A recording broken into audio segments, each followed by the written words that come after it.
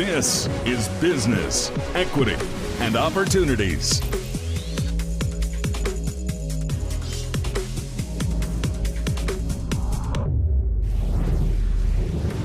Good morning and welcome to Wish TV's Business, Equity, and Opportunities. I'm Scott Sander.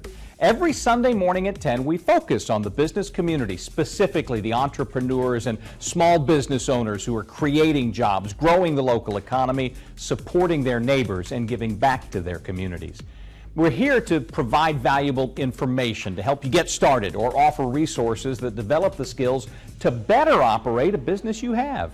To help, we reach out to other business owners, community leaders, and educators who share their experiences and insights into small business success. Every week, we feature 7 segments covering important topics that are critical to starting and running a successful small business.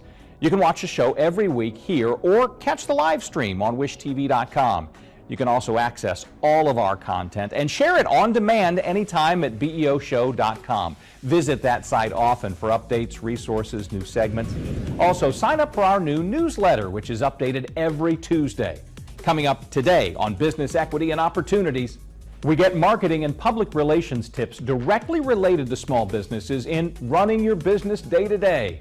Our accounting and bookkeeping segment looks at new digital resources that are making money management easier for small businesses. And today's success story introduces you to Cathy Langham, the force behind one of Indianapolis's most successful logistics companies. We begin with our first topic, getting started. Each week, this segment touches on some of the planning and preparation you need to consider from the very beginning to get your ideas off to the best start. This week, we find out what a business model canvas is and why you might want to consider one to help you create your business plan. This is Business, Equity, and Opportunities. Getting started. Emil, Ekiyor, founder of InnoPower, shares how a strategic management template can give entrepreneurs a head start with their new business plan. Today, most people use the term business model, right? And in trainings and schools you go to today, people use what's called a business model canvas. That tool allows you to look at your business as a whole. What's your value proposition?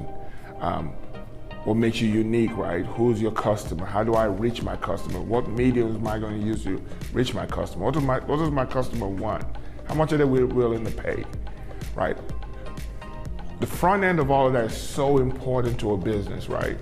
Because I've had great ideas and failed in the past because I based those things on assumptions, right? I never went to identify the customer, talk to the target customer, understand what the customer really wants and what they're willing to pay.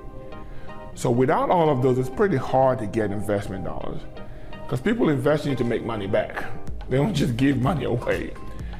To get money back, they want to make sure that you are making some money or you've made some money before I give you my money, right? And I think sometimes there's a misconception that people invest in ideas. You know, there are a lot of ideas, right? People invest in people. People bet on people. Like, I believe in that CEO, right? He's going to make sure this happens. He can make this idea happen.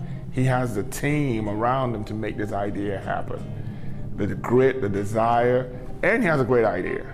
But he has a plan on how this, he understands his customer, the market he's trying to reach, his resources, what resources he needs, the people he needs, all of those things. So if you don't have those things, in sports we say you're drawing plays in the sand, right? And you don't win many games drawing plays in the sand, right? So again, it goes back to the playbook. It's, okay, you have this idea, now how are you gonna do it? And that's what people wanna know. People wanna know the how, and then the who.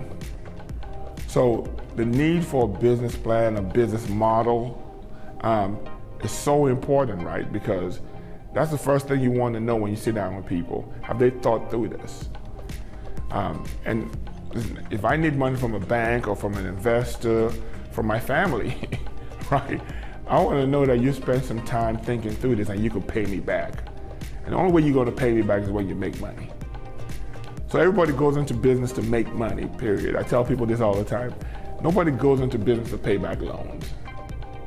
So it's revenue, revenue, revenue, revenue. So how do I show that I can make money, I can generate revenue, I can generate revenue, I can generate revenue? You have to have a plan, and you have to be able to articulate that plan in detail. So not having a plan and thinking you're going to move, if somebody has done that, then I just need to know how they did it, right? Because it doesn't work in the real world that way.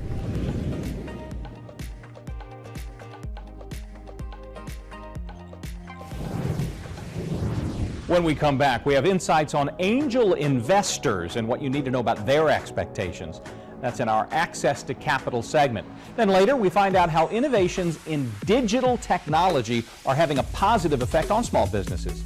If you'd like more information about today's segments, be sure to visit us online, beoshow.com. And if you have any questions or you'd like to be part of our show, email us, beo@wishtv.com. We'd love to hear from you. This is Business Equity and Opportunities. We'll be right back. Getting started, made possible by the Indiana Economic Development Corporation.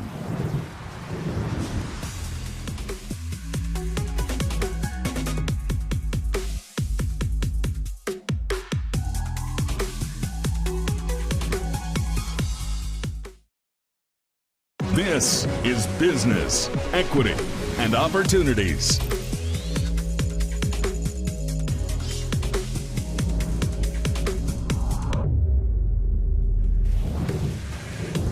Welcome back to Business Equity and Opportunities. Our next topic is access to capital.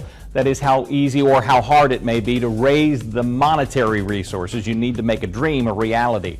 So you have a great idea, you've put your business plan together, but you need money to make things happen. How do you go about asking for money? From Wish TV, this is Business, Equity, and Opportunities. Access to Capital. John Thompson is a very successful businessman who's found great success in investing in new small business startups as an angel investor. Well, the thing that I started doing about 10 years ago that I do increasingly is I'm an angel investor, investing in many, many companies to help them grow. I do it with a profit motive, making a return. But at the same time, I'm very pleased that it creates and attracts high-paying jobs. One of those companies is TMAP, Make My Move, where we're the #1 company. If you're interested in working remotely in America, we're the #1 company for you to deal with. Our website is the website for remote workers around the country. And that business is, we've gone from 5 million remote workers in America pre-pandemic to 36 million today, remote workers. That's how prevalent it is. And those people are determined to stay remote. They're gonna live where they want and do their jobs remotely. They're determined to do it. So if you won't let them do it, they're gonna quit.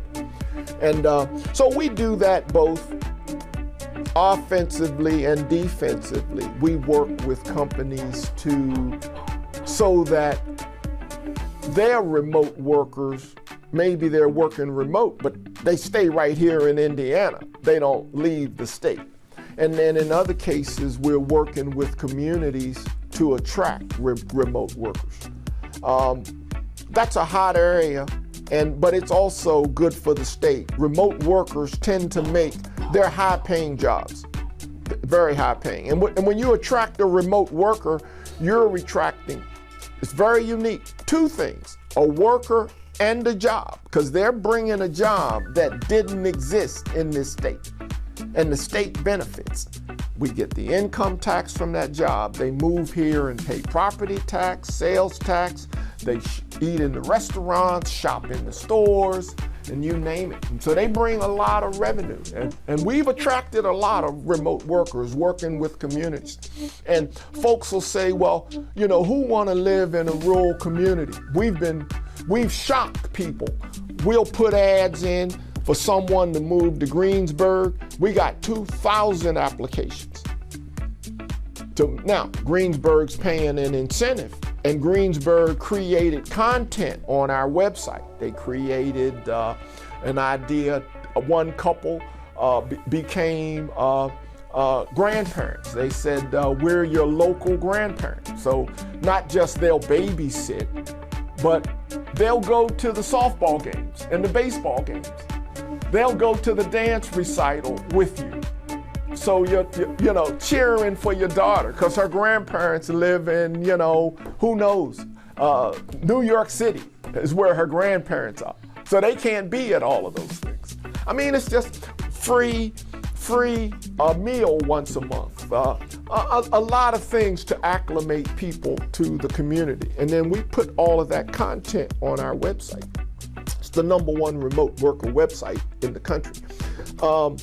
And so I invest in that company. I think it's going to be very, very, very successful. And many others. Scale is manufacture edge computers. I'm very confident that company's going to do well, and it has done well. It's grown to be over 100 workers, mainly here in Indiana, making $85,000 a year plus. Those are the kind of jobs you want to create. So I can go on and on with those kinds of investments. We have a new company, Spoke Note, where we produce little stickers with QR codes. You buy a pack of 10 stickers. When you send your grandkid and out of state a gift, you put a sticker on the gift. When they scan that QR code, there you are, happy birthday. And it's you and maybe, your husband or your sister or cousin, doing a little cheer for them. You can't be at their big championship baseball game, but you send that QR code. So that's Spoke Note. And it's many other things that Spoke Note can do.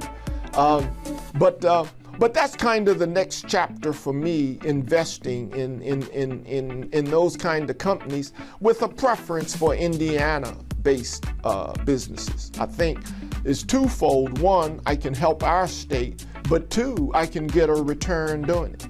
I think there's a lot of talent in the state.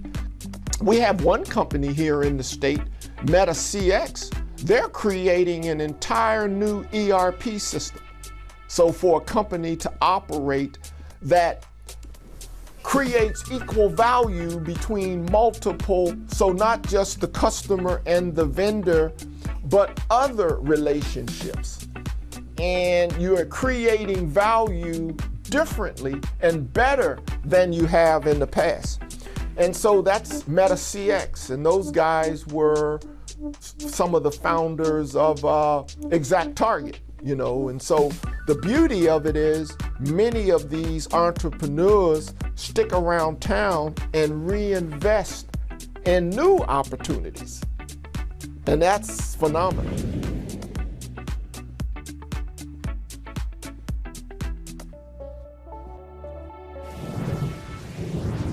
Up next, in This Week in Business, how you can be part of something called the Reverse Trade Show. It's sponsored by the Indianapolis Office of Minority and Women Business Development.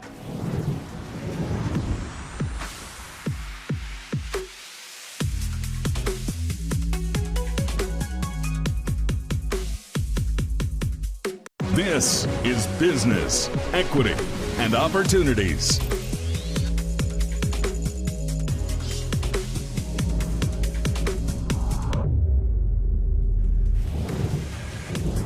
Welcome again to Business Equity and Opportunities. The Indianapolis Office of Minority and Women Business Development is a key resource for small businesses in our community. And throughout the year, the office holds events and workshops specifically designed to offer opportunities to the small business community. One of the signature events is coming up later this month. This is Business, Equity, and Opportunities. This Week in Business. Coming up August 24th, the Indianapolis Office of Minority and Women Business Development is holding its popular Reverse Trade Show. David Fredricks is the director of the OMWBD. He has details of some of the opportunities at the event and why you should attend. The Office of Minority and Women Business Development was established in 1987. Our office is the certifying entity for the city of Indianapolis. So if you are a minority, women, veteran, or disabled-owned business enterprise, and you want to be certified by the city of Indianapolis in order to participate in city-funded opportunities as well as city-supported opportunities, then our office is where you would come to get that certification. Two of our enterprise officers, actually the two individuals who work with you when you're doing either a new certification or recertification, also offer coaching, and they will assist individuals whether they have questions about the certification process, if they have questions about their business plan, their marketing strategy. Really all of our team has a certain level of expertise in a particular area, so we're able to help and walk individuals through certain aspects of the business. But mostly it's a lot of sort of the basics of, making sure they've got their paperwork correct, that they're incorporated correctly with the city and with the state. And then we just help them through that process and sort of to navigate what it means to do business, not only with the city, but just in general here in Indianapolis. Any business that is domiciled and headquartered here in the state of Indiana is able to be certified with us. We do require that businesses be in business for at least 2 years, but if there's a particular business that is in a specific industry or they have an immediate opportunity, we do have a waiver process that they can apply for to not have to worry about the 2 years of business. But primarily, as long as your business is headquartered and domiciled here in the state of Indiana, and you fit into one of those categories, whether minority, women, veteran, or disabled-owned business enterprise, then you can get certified through our office. We are a big supporter of Indiana businesses first, and so we are trying our best to engage with as many diverse businesses in Indiana, specifically Indianapolis, but we also know that there are some businesses outside of Indiana that want to do business in the city of Indianapolis. So our job is to assist them to get certified, but then also, like I said, to learn how to navigate the processes of doing business with the city, doing business with the state, and then doing businesses with some of the other agencies and entities that report to the city. We have a couple of standing events that we do every year. Like I said, we just finished with our support of the annual Indiana Black Expo Business Conference. That's an event where we participate in the business conference as a whole. We also host the mayor's breakfast, which is the kickoff to the business conference. We also do a event in the end of the year called the Mayor's Year-End Forum, where we take the opportunity to look back at all the work that's been done for the previous year and then give folks an opportunity to see what's coming up in the beginning of the year. And then throughout the year, we do small workshops. So we do workshops on how to get certified. We do workshops on what's called the good faith effort process. And then we're going to be moving forward into 2023. We're going to be doing some workshops on other skill sets that we know business owners are looking for. So what does it mean to develop a marketing strategy for your business? How to put together a good strategy for your business if you're looking for financing and loans and things of that nature. So those are things we're going to be focusing on in 2023. Coming up in August, though, we're having what we call our Reverse Trade Show, which is an annual event that's been taking place in our office for quite some time. So that's a big event that we're looking forward to. And we call it a reverse trade show because your typical trade show is companies that are looking to drum up business. They have a booth, and then individuals come and they mingle and connect with them and network and find business and things of that nature. So we took the idea of how do we reverse that, and we bring in the various city county agencies that have opportunities, that have projects that they're going to be working on, that they're looking for diverse vendors, and we bring them all into one spot and then invite our certified vendors to come out to that event and to meet and mingle with our various department heads. So they're getting the opportunity to talk directly to individuals that will be making decisions about who participates in a project. They get the opportunity to speak to purchasing individuals and find out about the processes and what they need to do to be engaged on this process. So it's, like I said, it's a reverse, so to speak, of how you normally would go to a trade show, where you get to come and sit and go from booth to learn about each one of the different agencies. And then we're also going to have a couple of workshops as a part of that, where we're focusing on talking about some of the larger projects that are going to be taking place in the city of Indianapolis. So for instance, we know IU Health and the new hospital that they're building is going to be one of our participating organizations, and they're going to be talking about a lot of the opportunities that participate with that. But we're also going to have some folks who are going to be talking about some financial services that can be provided to small business owners as well. We are asking folks to register. If they go to our website, they can obtain information for registration. It is free to the public. There is no cost to register or attend. The only thing that we are asking that we would like folks to do is just to go through that registration process. That way, after the fact, let's say an individual comes and they're not a certified vendor, we want to be able to reach out to them and see if we can assist them in getting certified so that they can participate, because that's going to be sort of the one caveat that a lot of folks are going to run into is they come to the event and they start talking to individuals and departments. Those individuals are going to ask them, are you certified with the city of Indianapolis? So you may not be certified, but this will hopefully be the carrot that will get some folks to get certified with us. When we come back, accounting and bookkeeping are among the most important areas that every business must deal with. Find out how digital technology is making it easier for small businesses to compete. Business Equity and Opportunities will be right back. I'm Scott Sanders. Thanks for watching this encore presentation of Business Equity and Opportunities.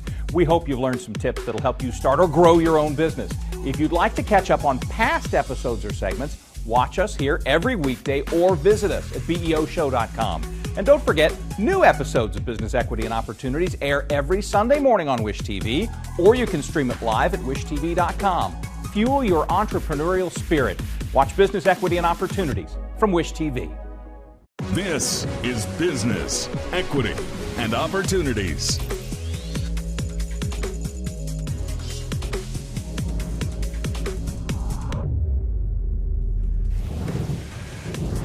Welcome back again to Business Equity and Opportunities. Digital changes in the banking sector are making life a lot easier for small businesses to compete. We explore the effects and the advantages in this edition of Accounting and Bookkeeping. This is Business, Equity, and Opportunities, Accounting and Bookkeeping. Tim Spence, the new CEO for Fifth Third Bank, discusses how new advances in digital banking are making things easier for small business owners and their customers. Especially in this time where we have social challenges that we didn't have in the past, where technology is playing a role in the business that it didn't 20 years ago, and where the people that we compete with don't look like the traditional competitors that we would have competed with in the past, that having a fresh perspective, being somebody who grew up. I mean, I learned to code in Logo in first grade, who had the alpha client of Netscape Navigator running in my library, and the first computer that I saw in my high school gives me a little bit of a unique perspective on what maybe is to come. It already has had a big impact on our ability to provide access to customers and to give them tools that allow them to manage their finances easily. But a lot of those gains have come in helping it make it simpler to service your account. So you can get your account balance up to the minute available on your mobile phone, or you can simplify the way that you would make a check deposit.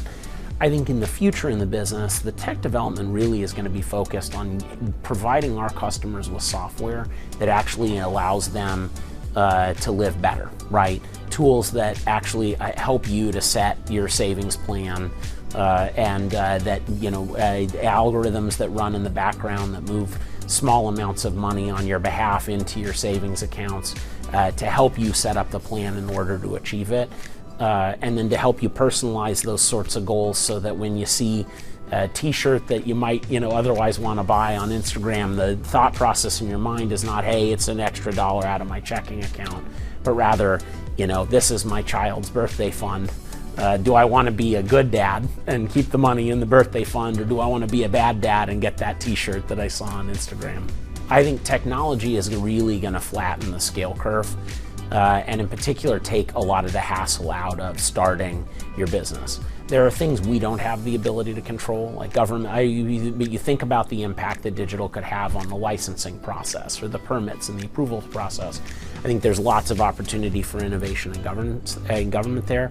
But in terms of getting your account set up, getting payroll processed, accepting payments, remitting payments to your suppliers, these are all things that required bookkeepers and a large back office to manage in the past that you're going to be able to do in a much more seamless and automated way right out of the gate as a business. I think we're already seeing that in a lot of parts of the small business ecosystem. Big breakthroughs come from fresh perspectives on how to solve old problems, right? Not from solving old problems a little bit differently than they were done before. So for people who are starting businesses, I always really encourage them to spend the time that's required to really think through what the issues are with the way that somebody handles their books today in our business, right? Or how somebody plans for and saves for college, right? Or the ways in which we think about how we spend our free time. And then you want to deconstruct those problems in ways that really allow you to understand how you can bring new technology or new solutions or better advice and education to the process for your customers.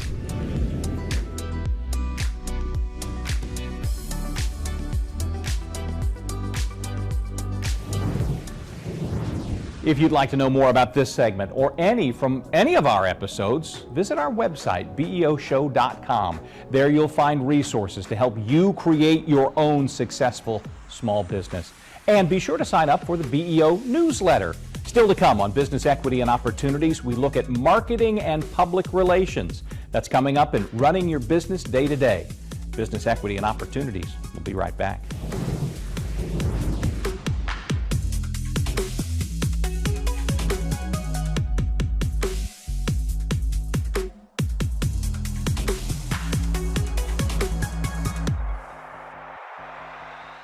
This is Business, Equity, and Opportunities.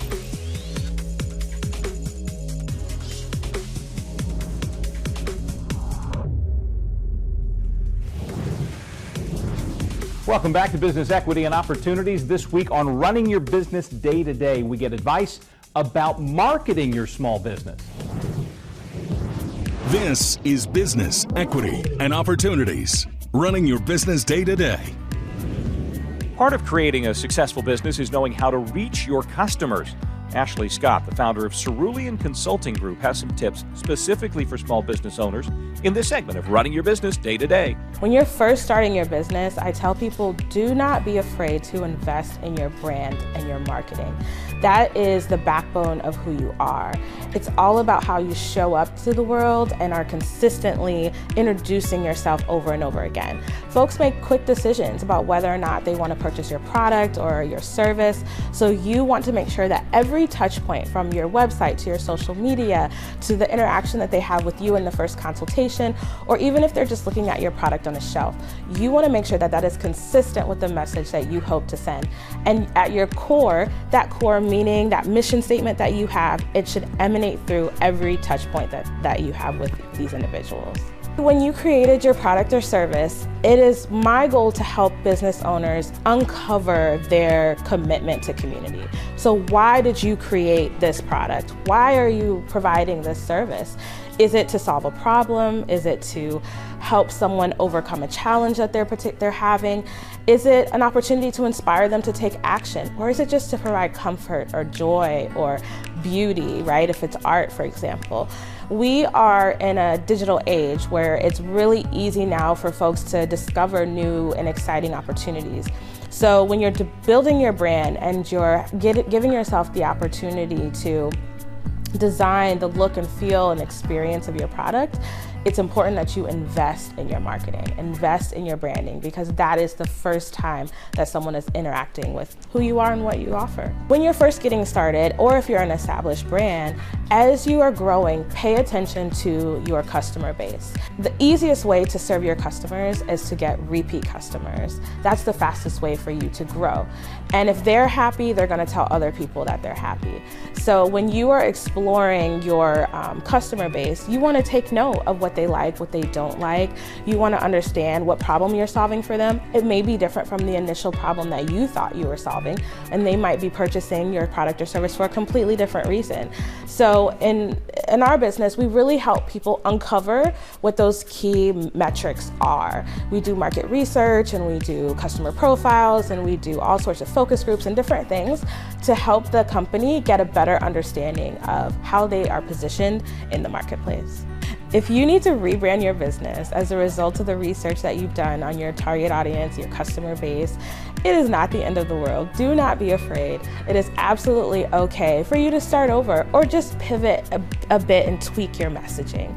So there are plenty of opportunities for you to, spruce up your branding on your website, think about how you're showing up in images, think about, your messaging and your written communication, like your electronic newsletters or your social posts.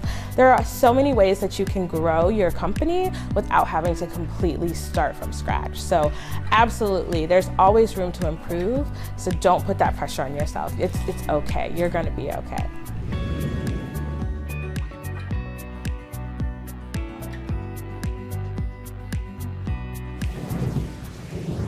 Up next, our industry focus this week looks at the business of performing arts. From community theater to national touring companies, Indianapolis has a growing arts community. That's coming up on Business Equity and Opportunities.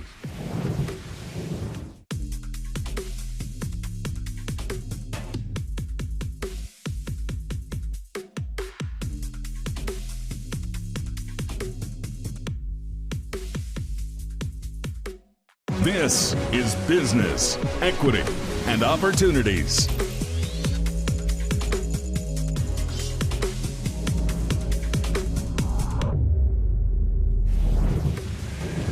Welcome back to Business, Equity, and Opportunities. This morning in Industry Focus, we look at a very entertaining topic. Anytime you go out for the evening to a show, a concert, or take in an art exhibit, you are supporting the performing arts industry. In turn, that industry benefits our community through the joys and jobs it brings. In Indiana, it's considered a high return investment. According to the Indiana Arts Commission, it adds more than $8 billion to Indiana's economy. This is Business, Equity, and Opportunities. Industry Focus. Tom Alvarez is our on-the-aisle contributor for Lifestyle Live and a longtime theater journalist here in Indiana. He gives us his insights into what's happening behind the scenes in the exciting world of performing arts. It would seem to me that the business of the performing arts is really flourishing right now, especially post-COVID. I've been out reviewing shows since March of 2021, okay? When things began to open up a bit. And my sense is the larger venues, including the Palladium, the Indianapolis Symphony, Hilbert Circle Theater, the Murat Clues Hall, all of the major large venues and all of the small, mid-sized theaters and small theaters, audiences are coming back. Business is good from what I can tell. And also from the standpoint of administration, I think fundraising, actually during COVID, people continue to be very generous. So I think that overall business is really good for the audience from the standpoint of audiences buying tickets, donors making gifts to support these organizations, and just overall the people who work in these venues, and people who are in the theater companies and the musicians and all of the artists. And then of course there's all the businesses that support the performing arts. The restaurants downtown around the Symphony, the Hilbert Circle Theater, the restaurants out in Carmel. And so all these associated businesses that depend on the arts, I think. So it's all coming back, and I think in many ways it's, the message is out there that the performing arts are in really good shape. They provide jobs for not only the artists on stage, but all of those behind the scenes. People who are in costuming, the lighting designers, the stage managers. So these are jobs for people who are in the arts. Sometimes people mistakenly have this perception that the arts are a luxury. Well, they're not for the people who who perform and put these shows on for the enjoyment of everybody out in the audience. So yeah, it's very important that they be supported. And of course, you know, the performing arts, I think, an important thing that we should remember. For Indianapolis, some of these larger organizations that I mentioned before, like the Symphony and the Palladium, and even the Cabaret downtown, we're a cultural attraction in the region. People drive to Indianapolis within 3 hours to go see shows, our Broadway series, shows at the Palladium, shows at the Symphony. I cover all of these, so I'm aware of the quality of the performers that they bring in here. And so we've got a really vital scene here I don't think people realize. In the wake of the social change and reckoning that came as a result of the Black Lives Matter, it was starting before that, but I think we're really seeing the results of it now. I'm seeing more and more, not only people of color on the stage, I'm seeing a push among even the professional theaters to find black artists to become scene designers, lighting designers, costumers, even stage managers. There aren't that many right now, but that's because they haven't been trained or have matriculated to theater schools. But we're beginning to see that, and we're beginning to see a conscious effort on the part of theater administrators to create opportunities for people of color to be backstage and, of course, on stage. So I think inclusiveness is becoming more than just window dressing. I think it's really becoming a reality, and that's really exciting for people of color. There are opportunities out there, and people want you. You just need to reach out and find out where they are.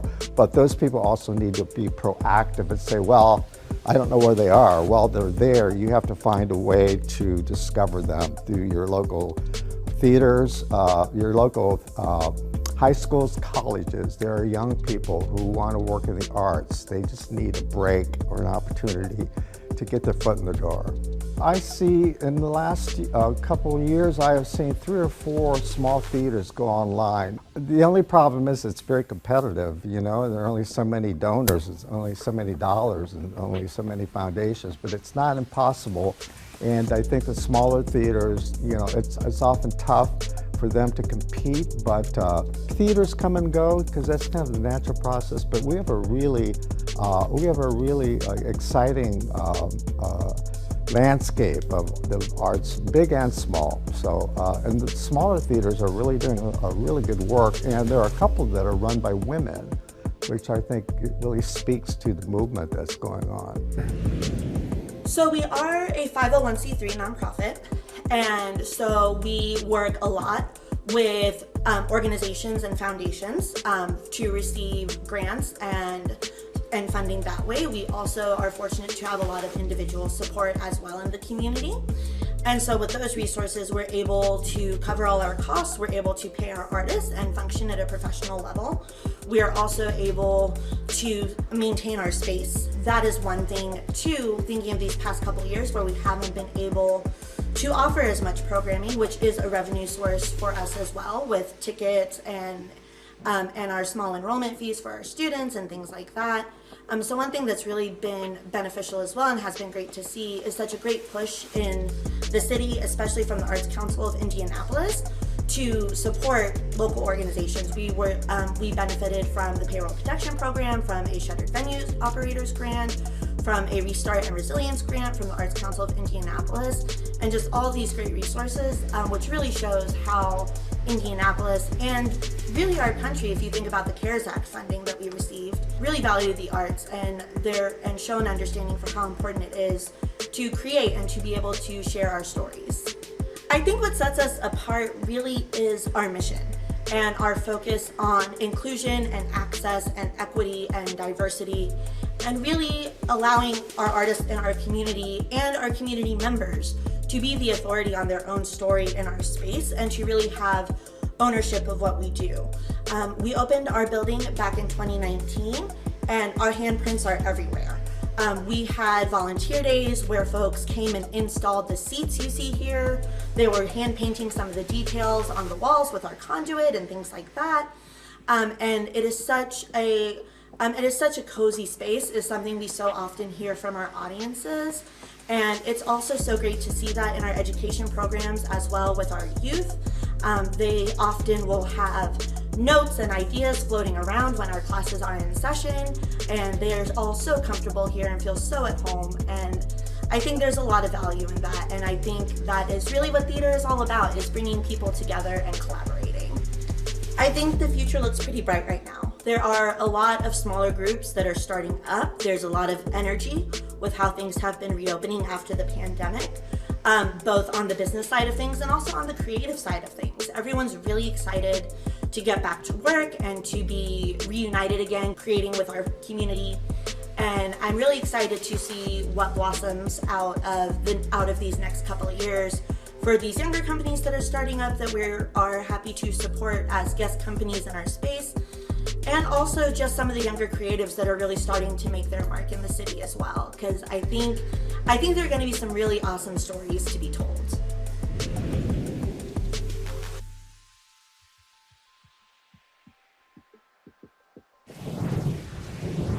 Coming up next on Business Equity and Opportunities, Cathy Langham shares how she got started in the logistics business and how it's turned into one of the most talked about industries in the country. Stay with us.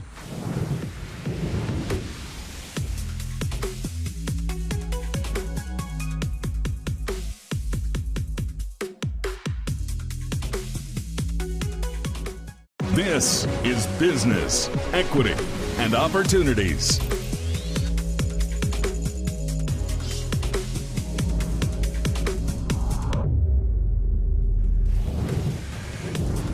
Welcome back to Business Equity and Opportunities. We've covered several ways to help you create your own successful business.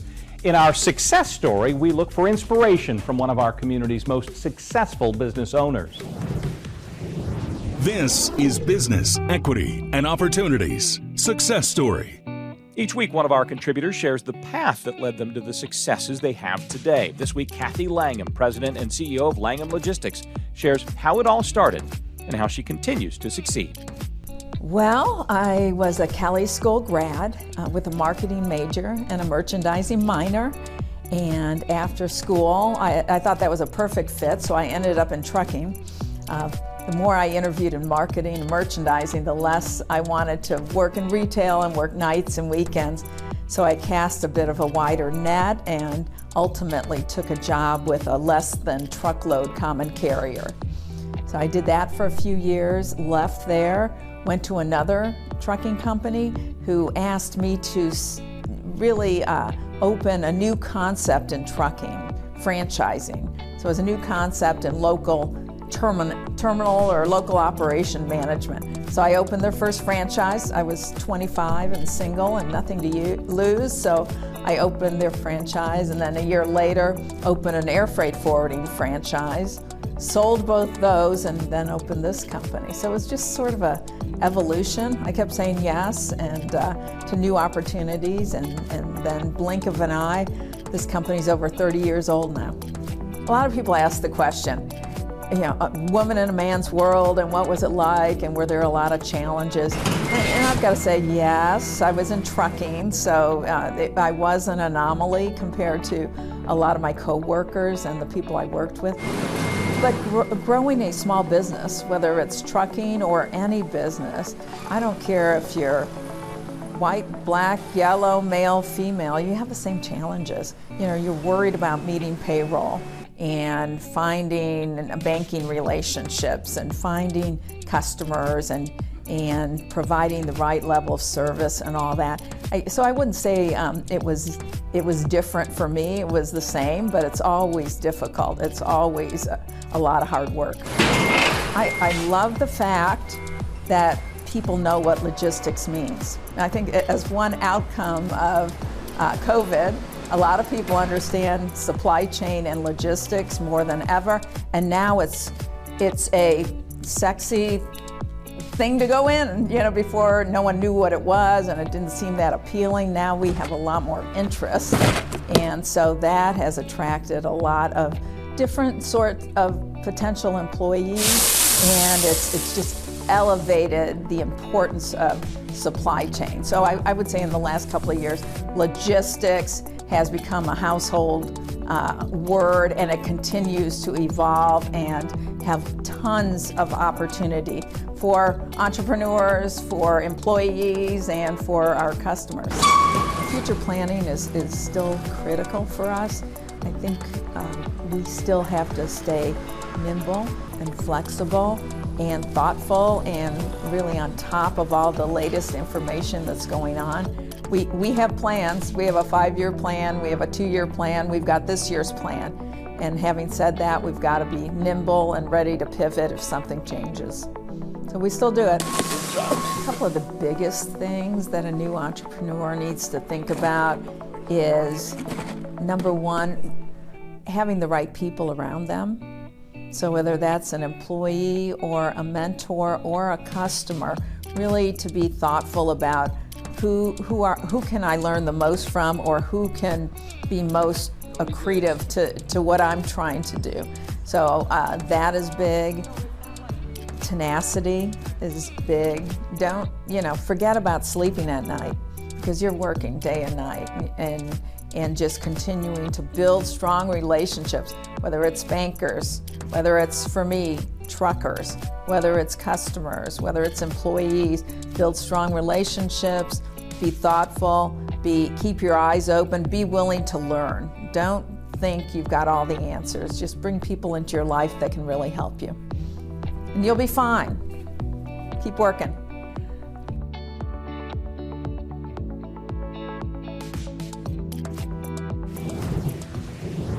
As always, our special thanks to all the contributors who joined us for this episode of Business Equity and Opportunities. You'll find more information about today's show on our website, beoshow.com. A reminder, every week we provide 7 full segments, each designed to offer topics of interest, both to business startups and those of you currently operating small businesses in our community. Topics range from how to get started and how to access capital, to the day-to-day running of your business and questions about accounting and bookkeeping. We feature business news and trends, and always a success story from one of our contributors. Join us every Sunday here on Wish TV at 10 in the morning. We have more insights into the world of small business. You can also catch the live streams through wishtv.com. You can also access all of our content and share it on demand anytime at beoshow.com. Be sure to sign up for our Business Equity and Opportunities newsletter to get even more valuable, up-to-date information. And if you have any questions, and again, if you'd like to be part of our show, please email us. The address is beo@wishtv.com. We'd love to hear from you. I'm Scott Sander. Thanks for watching.